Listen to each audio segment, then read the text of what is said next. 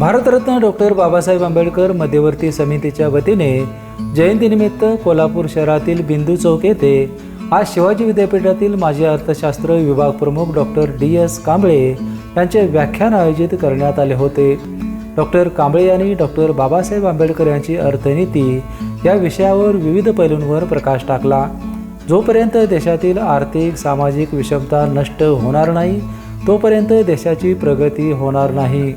बाबासाहेबांनी मिश्र अर्थव्यवस्थेला महत्त्व दिले होते। विषमता नष्ट होण्यासाठी शैक्षणिक विकास महत्त्वाचा असून सरकारने शैक्षणिक सुधारणेसाठी विशेष खर्चाची तरतूद बजेटमध्ये करण्याचा आग्रह डॉक्टर बाबासाहेब आंबेडकरांनी केला होता, असे मार्गदर्शन डॉक्टर कांबळे यांनी केले।